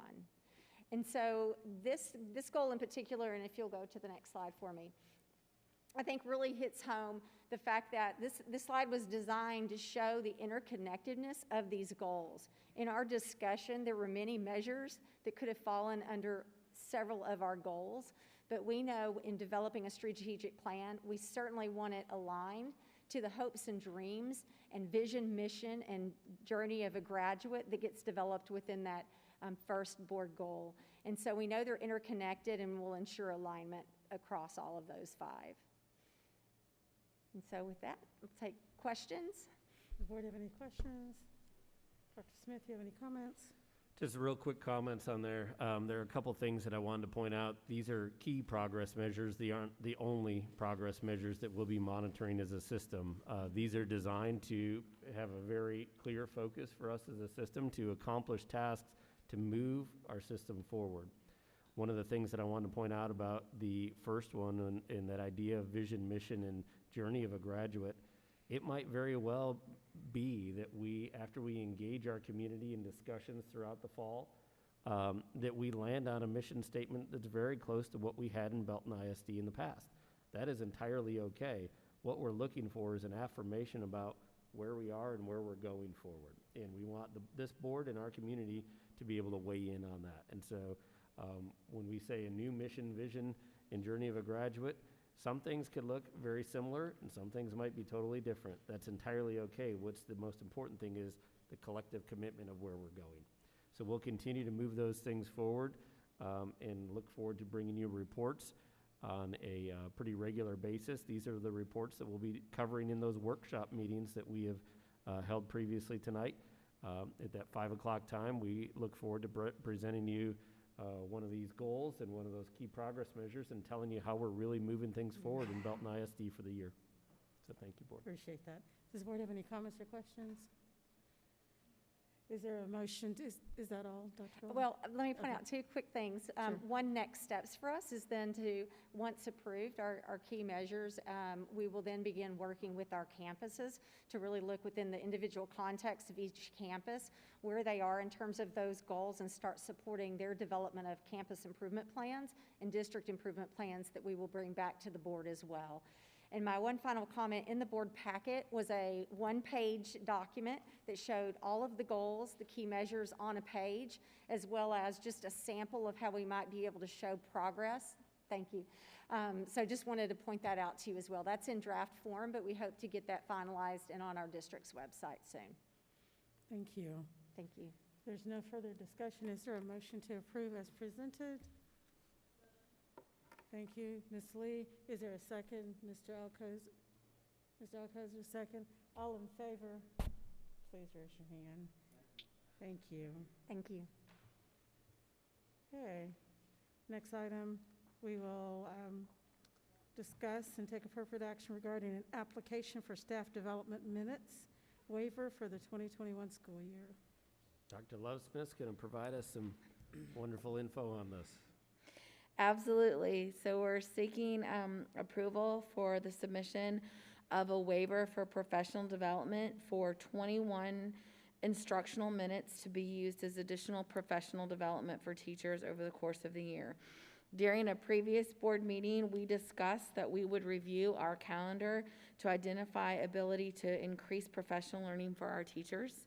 We identified a schedule in scenario 3 that would allow for an early release on Wednesdays to be used for this additional time. We counted all of our days throughout the year and have discovered that a 1-hour release could be supported for the entire year. We want to plan for consistency for our parents and our families and our staff. And so we will be working through a final plan of what that would look like to support additional professional learning, but tonight are requesting approval of the waiver to be submitted. Thank you. Any comments or discussion regarding that? Did I see your hand, Mr. Norwood? So if there is a motion to approve as presented, Mr. Norwood will take that. Is there a second? Dr. Montgomery, all in favor, please raise your hand. That passes. Thank you. Our next item we will take appropriate action and discuss the Belton ISD's asynchronous learning plan. It's Dr. Lovesmith again. She's right there. Dr. Here I Lexus, it's am. you again. So our original intent was to talk through some of this plan in our workshop, but that meeting went long, and so I will pick back up and just explain and fill in a few things here. First of all, just as a reminder, TEA is requiring districts to submit a synchronous or asynchronous plan for at-home learners for any scenario in which students are not attending school for the instructional day. For Belton ISD, this would be in scenario 4, where students are learning from home on Wednesdays, and in scenario 5, where students would be learning at home for an entire week as a result of a campus closure, and then also for students who are choosing at-home learning. So you can be any of those. It also would cover any student who is out intermittently. I talked through at the workshop just about what instruction would look like then, so look like it at home in those scenarios. And so now I just really want to talk through the plan. We are required and we are submitting an asynchronous plan to address how we'll assure exceptional learning. The plan covers 4 areas: instructional schedule, materials design, student progress, and implementation. And again, I apologize, the slide for that was with the workshop. But our plan continues to outline how we will follow a similar schedule for students who are attending in person. It's the expectation from the state that students will have an equivalent instructional time at home as if at school. Although the requirement for the plan allows districts to provide 100% asynchronous learning, that's what the state requires or allows is 100%. We believe in the importance of synchronous opportunities. Therefore, our plan embeds that type of learning. I will say that like a district plan, this is a continuous work in progress, and we may, as we submit it, find things we need to correct along the way. One of those is, I can tell you, making sure that we embed the ability to include instructional packets should a student not have a device, or should we be unable to work out connectivity issues with a parent. And then also to ensure that that the plan we submit for asynchronous learning for our secondary teachers allows for flexibility, but sets a minimum expectation for all teachers in core areas. The plan will allow us to use, and I want to go back on the instructional packets. We will submit that in the plan, but that in our mind is not exceptional. So we will continue to work to put a device in students' hands and work out connectivity issues so that they can follow a schedule similar to what I explained to you earlier this evening. In addition, we must address instructional resources. Our plan calls for us to use all of the same material resources that we are using with our students as they are attending in person. And all our teachers will have access to those materials both physically and digitally. We have not designed specific resources for at-home learners. Instead, like I said, to ensure that equity will use the same. The plan requires us to address and monitor student progress. We have outlined in our plan assessments designed to track student progress and learning, both for in-person and at-home learning using the same assessments. Throughout the plan, we've addressed how we'll meet the needs of our students with learning disabilities or our English language learners, and Jennifer touched on some of that. Finally, the plan requires that we address professional learning to support our teachers and administrators throughout the year, and we have embedded all of that. We plan to submit this to TEA this week. We will then wait for their feedback. Should we receive any modifications according to them, we will certainly implement those as requested, and we will update the board with any changes that are submitted in the plan. But however, I say that we have followed all of the information provided by TEA, the rubrics that they have provided, the exemplar examples provided by the state, and we feel fairly confident that we have written a plan that we hope to meet their expectations and implement. So with that, we are asking for approval to submit the asynchronous plan for Belton ISD. Board, is there any discussion or questions regarding any of that? Is there a motion to approve as presented? Dr. Montgomery, is there a second? Ms. Yalcozer, all in favor, please raise your hand. Everybody, thank you. Thank you. I'm smiling. Okay, we all are, you just can't see it. Okay, our next item is to discuss the employment of administrative employees. Mr. Schiller is coming forward with a great hire for an assistant principal position that we have here at Belton High School. Yeah, good evening again, everyone. We do have one recommendation for you tonight, and that is for high school assistant principal Jennifer Whitehead. She is coming to us from Georgetown ISD. She has a master's degree in education from Concordia University, has a bachelor's of business information systems and education from Lubbock Christian University. She's got 15 years of experience. She worked 3 years as a middle school teacher and the remaining 12 years as a high school teacher. And again, she comes to us from Georgetown ISD. Awesome. Is there any discussion about that, board? Is there a motion to approve as presented? Mr. Taggart, is there a second? I can't, okay, there you go. Mr. Norwood. Thank you. All in favor, please raise your hand. Thank you. Thank you very much. Okay. More fun stuff. All right, the 2017 bond and new construction projects update. I'm so excited. That's the next item on our agenda. While we're getting Mike kicked off here, I want to thank Mike. I want to thank Jared. As you all know, there's been transition. Mike's picked this baton up and run with it since Robert Muller's retirement. And Jared has been a guiding support along the way. And as we close out some of these amazing projects and finish up some of the things at the elementary schools, they've shown outstanding leadership, and I just want to thank them. And I do feel blessed. I feel like I kind of got to jump in on this project after most of the work was complete. So this, that's the fun part. Good But it's a pleasure to get to speak to you tonight. This is a little lighter tone than some of the other presentations we've had so far. But it's kind of a sad night, too, because this is the last construction update that we'll have off of the 2017 bond. I'm sure there will be other construction updates to come, but this is the final one off of the 2017 bond. And just to remind the board and our audience at home that bond included a Lake Belton High School, our second comprehensive high school, the BHS Orchestra Edition, the Lakewood Elementary Gymnasium project, and the renovation of the facility we're in tonight, the Pittenger Fine Arts Center. And so I can tell you that as of 7/31, Lake Belton High School was 98% complete. Since that time, we've hosted a two-day administrative retreat in that facility. Our staff, the inaugural staff at Lake Belton High School, has been back on campus for the past 2 weeks. We've hosted 2 inter-squad football scrimmages. Saw several of you guys there at the initial scrimmages that we hosted. We have had 1 volleyball game. Saw several others of you at that event. We've had tons of extracurricular kids in and out of that campus for the last 2 weeks, and for practices and rehearsals all across the extracurricular and UIL spectrum. So we're really, really pleased with the product we have. There will be one change brought forward tonight, and Jared may go into greater detail on this, but after as we neared completion and neared substantial completion, we did realize that we needed some additional fencing at the stadium.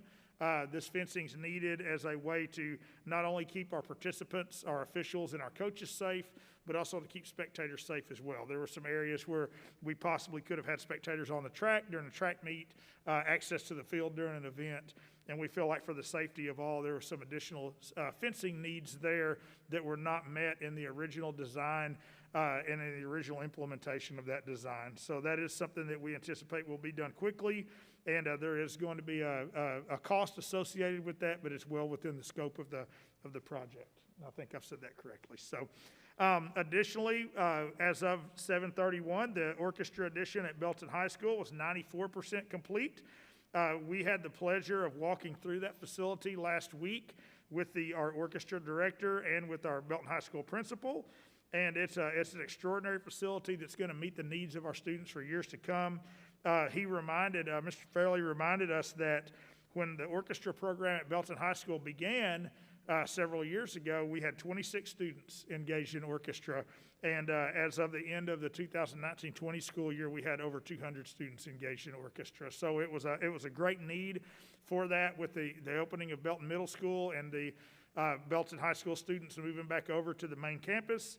And what an extraordinary addition that they're going to get to move into whenever school starts here in a couple of weeks. So at this time, we are going to do a quick update on the playground renovation schedule. I want to make a note that this is not part of the 2017 bond. It was an additional item that was approved this summer by the board, and we accepted the bid last month. But we did kind of want to give you some information on the timeline. I know that that is something that's near and dear to us, and we wanted to kind of let you know about when when the construction is going to begin. And I'm happy to report that all the preliminary work is being done, the paperwork, contracts, and so forth, and we do anticipate starting on time and finishing that project on time as well. So that being said, I'm going to bring Jared, is going to come up and kind of talk us through our final bond construction update. Great. Good evening, everyone. And if you want to advance, I think 2 slides here, we'll start with Lake Belton High School, and it really is an opportunity for us to show the great things that have been happening. You've seen many of these photographs. Y'all have seen it in person, which is great. If you haven't checked out Twitter, there's a great video on there with Dr. Smith dancing, cameo in there. So it was really amazing to see. I don't think you can call that dancing, but thank you, Jared. You're welcome. And but it was really great to see people in the facility and really experiencing the great space it is. So Coach Morgan, as Mike really talked through, is we're working through substantial completion and final completion. So we've worked through the punch list almost entirely through the building. Contractors working through those. They're about 75% complete with the punch list. So we're really working on closeout at this point. So we're making sure we're getting all the documentation, the as-builts, the warranties, and being able to transition that from a construction project to have it in David's hand, at least information for him to take over when the warranty's over in a year. So you do get a bumper-to-bumper warranty for the next year, so use it well and make sure you go through that. But great opportunity on the outside, and then as you move through, and we've seen these photographs, next slide, the outside of the building, which is starting to get used from the athletics side, and then inside the building, again, you've seen the great spaces, the common areas, so furniture's installed, teachers are in there using the space. We've actually had some of our staff in there taking photographs, so we'll be able to share those with you as well when we get those, so we can all celebrate the facility. And then the next slide is you will note that there is one change that would go against the owner contingency here, and it is for the additional fencing. And fundamentally, that's in and around the track and the football stadium, creating additional layers of segregation amongst the sides. So we're hopeful to be able to bring final completion back, hopefully next month, as long as we get through all the closeout on Lake Belton High School. And with that, I'll open any questions for Lake Belton. Nope, seeing Okay. none. So then as we go into the next slide, Belton High School Orchestra, much as planned, ended up in the exact same place of working through construction and getting to substantial completion. And again, here, the contractor is working through the punch list items. There are areas that we're working on from door hardware, AV, and starting to work through final walks to be able to get that final completion. Same process here, that we're making sure that we get the closeout documents, you get the as-builts, and the record drawings, all the warranties that tie into that, and then start occupying the facility moving forward for the school year. And so if you'll go to the next slide. And then one more here is the Belton Playgrounds. And this is one, and you'll see we've started getting the preliminary information. We've started receiving submittals on the playgrounds. We're starting to go into the field of really hone in. So you'll see here that campus by campus, they're stepping through in groups of 3, very similar to the playground project from last year, and really just kind of attacking each one of those. So you'll see that each one will open up there afterwards, rounding out with the shade coverings. It's listed as awnings there, and ultimately trying to get through everything by November timeframe. So we are having those discussions about when kids are getting on school and campus and making sure that we're safe, coordinating with the principals as well as the facility staff. So excited to see that one get going. So we'll take any questions on Belton Orchestra or on the playground. Questions, comments? Great. Well, thank y'all very much. We're honored to be a part of the project and look forward to first day of school. All right. Okay, the next item on our agenda is to discuss the School Safety Committee. We'll get a summary of that. If it would please you, could I make one last comment on the bond packet? I did make a joke about kind of coming in on the tail end of that, but I do want to take a second just to thank a few groups that really were instrumental in pulling this off. And one would be Dr. Robert Mueller, who's retired, and he was on this project from start to finish. And then our Director of Facilities, David Bennett, who I don't know how many hours of construction meetings he may have sat through the last 27 months, but I bet it's been quite a few. So Jennifer Land and her administrative assistant, Ebony, in the business office, and then in our purchasing department, Tammy Shannon and Cynthia, and just, I mean, and I wouldn't want to forget Jill Ross. She was kind of involved in the last year and a half or so of this planning heavily as well. And I know I'm leaving people out, but as I listened to Jared and as I watched him go through those slides, I think we would be remiss not to mention those people because they all played such a substantial role. I just get to get up here and talk about it tonight, and that's good for me. But there's a lot of people that worked really hard to pull that off, and our kids are gonna reap the benefits of that for decades to come. So Appreciate you recognizing them. That's awesome. I would like to talk to you about something also that's very near and dear to me, and that is to review and discuss the summary of our school safety committee. The purpose of this presentation is to summarize our 2019-20 district safety committee activity and discuss elements of the program with our trustees. There's a couple of folks on my staff and that I work with day to day that really make this a great thing for our district, and that is Pete Ramirez, our Director of Emergency Preparedness. He is the chairperson of this committee, and he does so much of the outreach and the legwork that makes this committee a success. And then Doug Taylor, who's our Director of Safety and Security, and his relationships building and his thinking through of processes is a big part as well. So the idea of having to have a district safety committee is established in Texas Education Code. There was significant revisions to this policy when Senate Bill 11 was passed as part of the 86th legislative session last summer. And if you'll remember, prior to COVID, we had spent a substantial amount of time talking about school safety and security. Well, on September 8th, students are coming back, and we're going to need to make sure that we're focused on student safety and security. So I'm thankful for the work that has been put in this year by our Safety and Security Committee. The committee is made up, we have legislative requirements on who the membership of this committee has to be. So we do have BISD staff. That includes central office staff, campus staff, teachers, counselors, principals, assistant principals.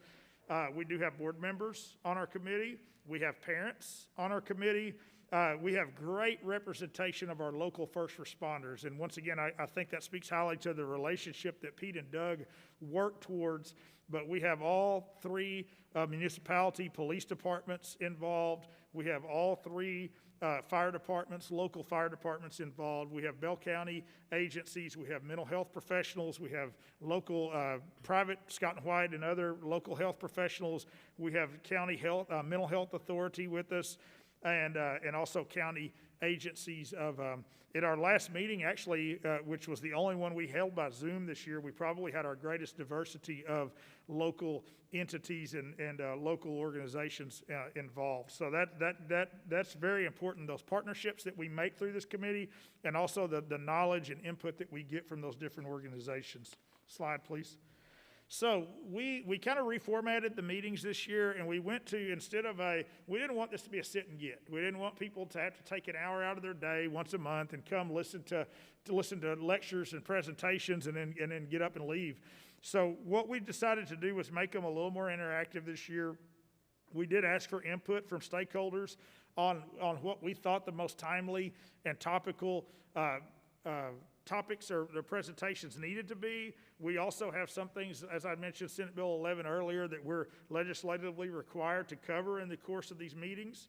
The state says that we have to have 3 meetings a year. I'm happy to tell you that we actually had 7 meetings this year, and we would have had more if we wouldn't have had the closure. So basically our March and April meetings were canceled. And so there were a couple of topics that we really wanted to get to that they will kind of be first on the plate for next year. But we did cover some very important items. And so we reformatted. We tried to make it less of a sit and get and more interactive. So we kept the presentation short. we kept the presentations varied, and then we tried to have some creative ways that we could do tabletops each week, where we could pair different administrators from different campuses, different county and city entities and organizations with us, and we could brainstorm through some very challenging situations that our schools might face. So you can see, and I'm not going to read to you the committee topics. I thought there were some really, really good ones. The behavior threat assessment is a hot topic and has been, and that's a whole separate discussion, but that was kind of an extension of what we did within our school district this year, getting over 100 employees trained and really putting in and beefing up our threat assessment, behavior threat assessment protocols. We had a great presentation from the county on sex trafficking of minors and what a living in the area where we live in and how topical that is for this area, and making sure that we're prepared to help meet the needs of some of our students if we get involved in those types of situations. Slide, please. But we're really excited about the tabletops, and those of you that were there got to partake and be in these. And we tried to really put our members in some very difficult situations. For instance, school days beginning at Belton High School, several hundred students are being dropped off, and a car breaks down and catches on fire right in front of the school. How do you handle that situation? You know, we had another one. We have a thunderstorm warning in the area, and all of a sudden the fire alarm goes off, and we're expected to evacuate the building. How do you handle that? You know, when do you usually do drills? Everybody's in class, everybody's sitting there, and so we tried to come up with some really, really challenging situations. Reunification is always a big one.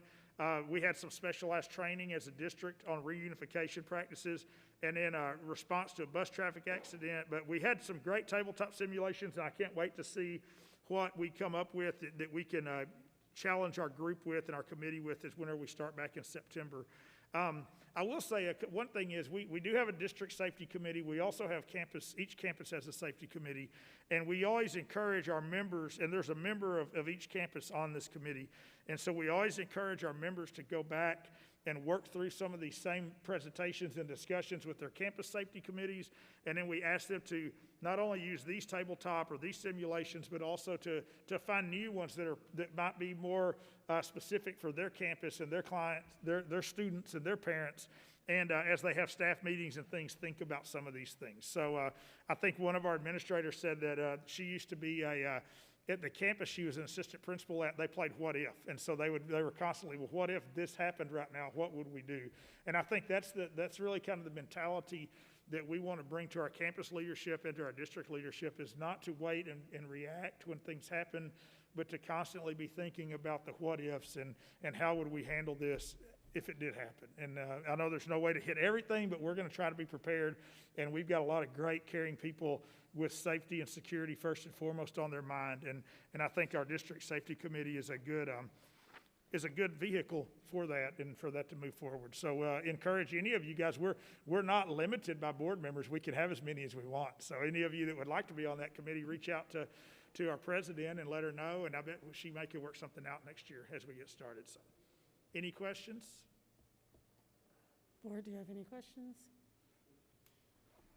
I don't believe we have any. Mike, do you want to just tell them real briefly about the Safety and Operations Summit you have coming up, just to make sure that they understand that? Yes, we're going to bring our administrators in on well, I say we're going to bring them in. We're most likely going to do it virtually because it's going to be a large group. But we want to bring our district and campus administrators together. And as I believe someone said earlier, we have spent basically our summer response planning and making sure that we're safe, compliant, and we have the best plans available to meet our students' needs because of the COVID crisis. But as I mentioned earlier, there's a lot of other things that are going to go on when students return. And so we're going to take a day later this month, and we're going to bring all of our campus administrators back in, and we're going to really slow down and go back and look at a lot of those things that we normally would be spending a lot of time on this time of year, and that is response to situations on campus, how to handle medical emergencies, how to handle criminal activity that might take place, how to handle accidents in our transportation services department, how to handle drills. You know, how do we handle just our normal safety drills when we're expected to have a fire drill within the first 10 days of school? What does that look like in the world of social distancing and masks and things of that nature? So we have a lot to talk about with them, and it won't be necessarily the same topics we've been spending all summer on, but it'll be kind of giving them an opportunity. We actually have built in where they're replying in surveys right now on what they need, and we're going to build the agenda around what they feel like they need the most discussion or the greatest refreshers in. And so we feel like that's going to be really important. And we're working, once again, it's all about partnerships. And we have a meeting next week with our City of Belton, our new fire chief and our fire marshal, and we're going to talk through some of these things and what do they look like, and you know, what do we need to be prepared for, and have they thought through some of the things that we're going to have to consider here in the next few weeks. So that's going to be a great day for us. And then we're going to spend another day, the next day with our new administrators and follow up with them on any additional items or questions. And we want to learn from them too. Our people that are coming to us from other districts, we're eager to find out the way they did things where they came from. And we may pick up some ideas here and there as to a way to better mitigate some of these risks and be prepared in the event that we do have to take action. Thanks, Mike. Mike, thank you very much. I know that, that's one of our goals, right, is to engage the community in authentic ways. And I appreciate that you do that and that you say things like you want to learn, because that's exactly what we all want to do. We all want to learn from each other's strengths. So thank you very much for collaborating with the community. I've just got a quick comment too on this, with Pete and Doug, when we brought them on, 2 years ago, the school safety was such a focus because of some of the things that had happened nationally, and obviously the COVID things moved things, but to hear all this has been going on behind the scenes, and we're thinking about daily operations all the time. I can't think of anybody that I'd rather have doing this than Mike Morgan, and I appreciate what you do and your energy that you bring to this subject, because COVID is one whole thing over here. But when we get everybody back, or whoever we get back on campus, the safety is still always paramount. And I appreciate your effort, and Doug and Pete and those guys, because that really is. We can't have education without safety for our kids and our teachers and our staff. Thank you so much. Thank you. Thank you, Mr. Taggart. Anyone else? Any other discussion about that? We're not going to take any action on that. It was just a report. Thank you, Mr. Morgan. So the next item on the agenda is board requests for new information and/or reports. I'll start on the floor. Do you have any requests for information? No, Mr. Taggart? I can't see you, Ms. Lee. No. Okay. All right. Dr. Montgomery, did you get the information that you had asked for last time about Emergent Tree? We had talked about getting some information to you for Emergent Tree. Okay. Yes? Okay, awesome. Did you need anything for future reports? Okay. We'll move on to the next item, which is calendar events. I will just identify a couple of things. Thursday, September 3rd, we have our BISD virtual convocation at 10 o'clock. That should be lots of fun. School district is closed on the 7th. However, there's also a policy committee meeting that same night in the Big Red Room at 5 o'clock. And then the first day of school, September the 8th. And then our next regular board meeting is September 21st. Does the board have any other business tonight? That being said, we are adjourned. Thank you all for coming. It is 8:15. I'd hit the gavel, but I can't reach it.